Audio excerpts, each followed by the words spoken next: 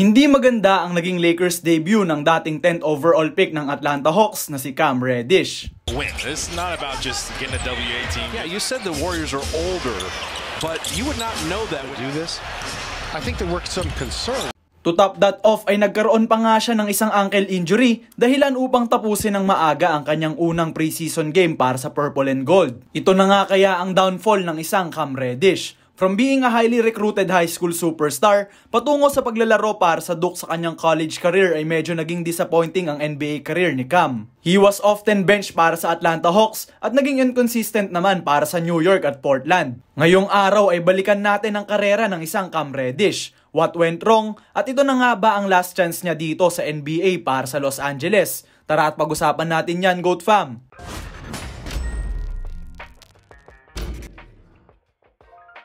Pinanganak noong September 1, 1999 sa Pennsylvania, USA, ay unang naglaro ng high school basketball si Reddish para sa Haverford School bilang isang freshman. Ngunit hindi rin siya nagtagal dyan dahil lumipat siya agad para sa Westtown School sa kanyang sophomore season.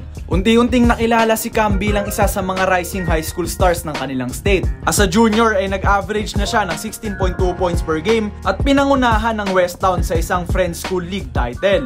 Pero ang talagang magpapaboom sa pangalan ni Reddish ay ang performances niya sa Nike EYBL circuit. Reddish displayed his scoring prowess, defense at athleticism at nagtala ng 23.8 points, 7.6 rebounds and 3 assists per game. Sa pagtatapos ng kanyang high school career ay napangalanan siyang Mr. Pennsylvania Basketball at nakasama sa McDonald's All-American Game, Jordan Brand Classic at Nike Hoop Summit.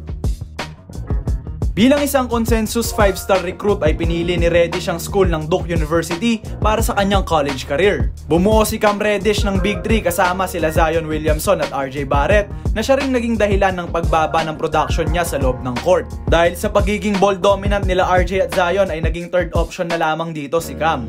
Nag-average lamang siya ng 13.5 points, 3.7 rebounds and 2 assists per game. Ngunit ipinakita pa rin ni Reddish ang kanyang defensive prowess at 3-point shooting throughout the year with 1.6 steals a game and 33.3% naman mula sa Rainbow area.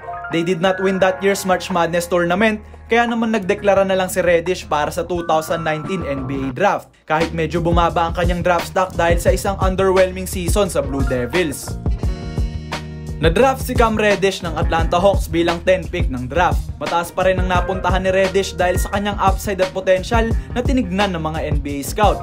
May isa nga lamang problema. Merong isang kaposisyon na player si Reddish ang na-draft din ng Hawks sa 4th spot naman ng draft na si DeAndre Hunter. Si Hunter nga ang naging starter ng Atlanta sa kanyang unang season.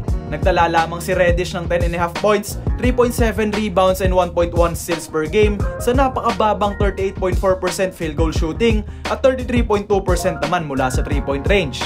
Problema rin na kapag hindi na pagbibigyan in terms of touches si Reddish ay tinatamad itong maglaro at magbigay ng effort sa depensa. Noong 2020 to 2021 season naman ay na-injure niya ang kanyang Achilles dahilan upang maglaro lamang siya ng 34 games that season with 12 points, 2.5 rebounds and 1 steal per game.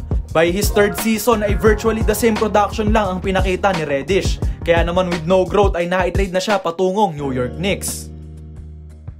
Inakala ng lahat na magkakaroon na ng breakout year sa New York si Cam. Subalit kabaligtaran ang nangyari, GOAT Fam. He had his worst offensive production sa kanyang buong NBA career na nagtagal lamang ng 35 games sa Big Apple at nagtala ng 7.4 points, 1.5 rebounds and 1 assists per game bago matrade patungo sa isang struggling na Portland Trail Blazers sa pagtatapos ng 2022 to 2023 season. Tinapos ng maganda ni Reddish ang season sa Portland with a much better 11 points, 3 rebounds and 2 assists per game. Tumaas ng muli ang kanyang scoring subalit ang tingin pa rin sa kanya ay isang one-dimensional player na gusto lamang umiscore. Lumipat sa Lakers si Reddish in hopes na ma-revive ang kanyang career, subalit sa unang preseason game pa lamang ay pangit na ang ipinakita ng 6'7" forward at na-injured pa nga ang kanyang ankle in the process. Crucial pa man din ang taon na ito dahil baka ito na ang huling chance na makita natin si Reddish sa NBA. Kailangan niya nang i-embrace ang pagiging 3&D role player dahil ito talaga ang role na bagay sa kanyang skill set. Hindi niya na kailangan pang ipilit maging star player dahil naglalaro na siya behind kila AD, Austin Reeves at LeBron James. Kung gusto pang ang pahabain ng isang Cam Reddish ang kanyang NBA career, ay kailangan niya nang gawin ang maliliit na bagay sa loob ng court na nagko-contribute sa isang winning basketball at hindi lamang isipin na umiscore ng umiscore.